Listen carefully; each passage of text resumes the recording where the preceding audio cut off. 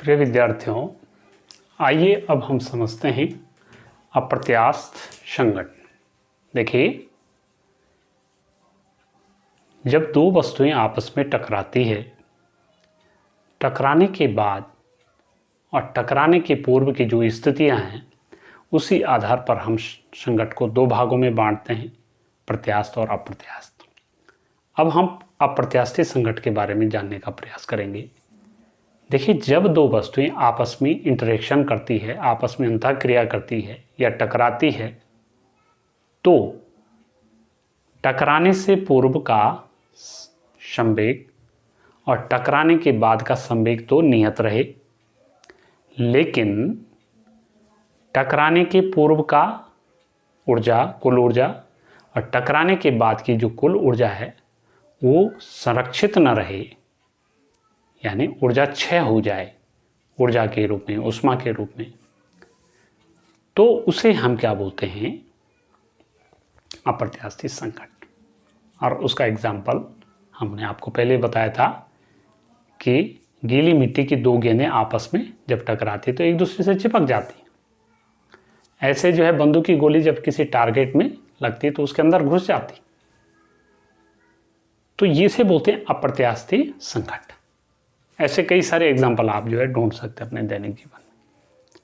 ठीक है, तो मान लीजिए दो वस्तुएं हमारे पास ये इस प्रकार से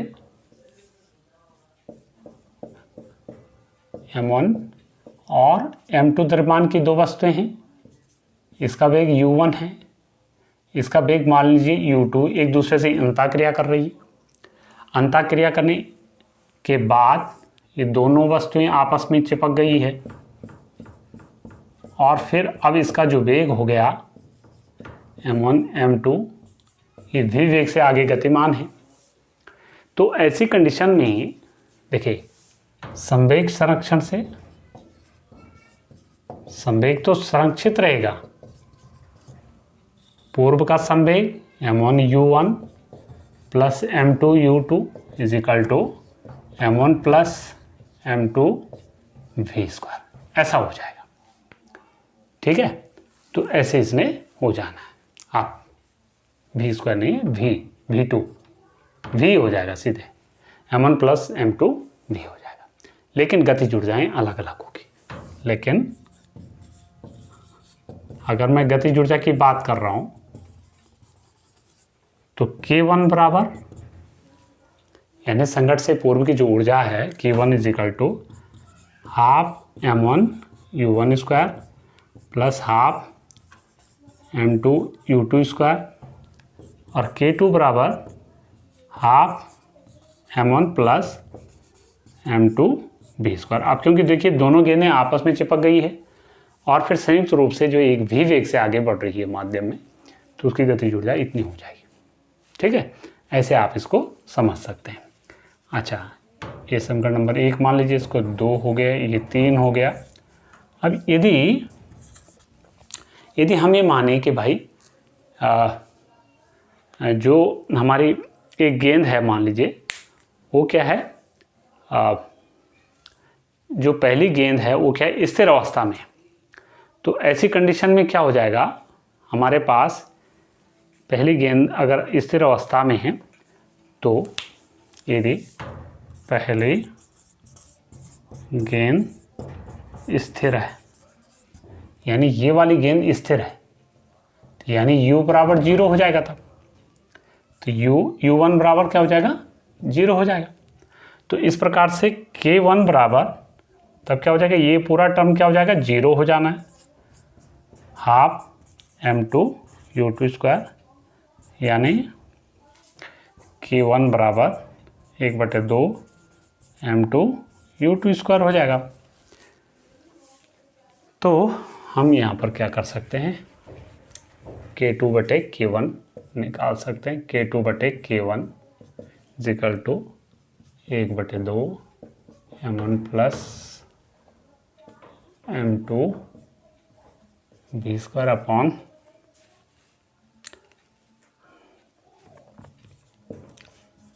u2 स्क्वायर, ऐसा हो जाएगा।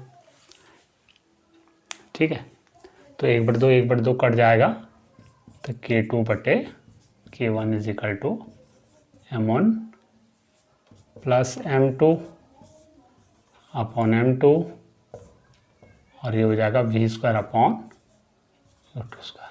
तो ऐसा ये फॉर्मूला उस स्थिति में हो जाएगा। ठीक है, ठीक है। और दूसरी एक और चीज़ है, यहाँ से कई ढंग से हम इसको निकाल सकते हैं कि भाई अगर जैसे हमने मान लीजिए कि पहला जो पिंड है वो स्थिर अवस्था में, तो ऐसी कंडीशन में देखिए हम ऐसा भी निकाल सकते हैं। देखिए इस फॉर्मूले को और मैं शॉर्ट अगर करना चाहूँ, संवेग संरक्षण से, देखिए ये जो पहला समीकरण था U1 plus M2 U2 is equal two plus M2, और ये था V²। अब क्योंकि देखिए पहला पिंड क्या है, G स्थिर है, तो M2 U2 बराबर M1 प्लस M2 V²। अब देखिए यहाँ पर जो है ना, यहाँ पर हमारे पास क्या आ जाएगा, इसको हम थोड़ा और शॉर्ट इसको कर सकते हैं। ठीक है, इसको हम क्या कर सकते हैं, और बढ़िया ढंग से इसको बना सकते हैं। तो देखिए तब क्या हो जाएगा हमारा, ये V² नहीं है, ये V है, V है ये।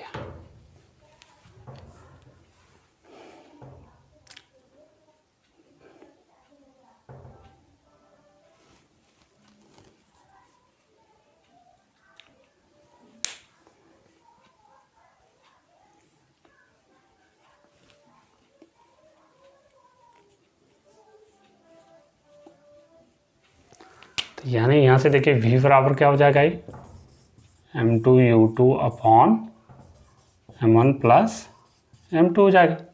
इसलिए अतः ये वाला फॉर्मूला देखिए कैसा हो जाएगा, K2/K1 is equal to M1 plus M2 upon M2 into V²। यानी मैं क्या कह सकता हूँ इसको, M² U² upon M1 plus M2 का होल स्क्वायर और डॉट U2² है यहाँ पर। तो देखिए ये कट जाएगा, एक ये कट जाएगा यहाँ से, तो हमारे पास ये हो जाएगा K2/Q1 बराबर, यहाँ से ये M भी कट जाएगा एक, तो M अपॉन M2 है बेटा, M2 upon M1 plus M2। तो ऐसा ये फॉर्मूला तब आ जाएगा कि जब पहली वस्तु क्या है स्थिर अवस्था में, तो उस स्थिति में उसकी गतिज ऊर्जाओं का जो अनुपात होगा ऐसा हो जाएगा। तो इस प्रकार से ये आपका चैप्टर आज पूरा हो गया। अब हम इसके न्यूमेरिकल्स आपको बताएंगे। तब तक के लिए आप सभी का धन्यवाद।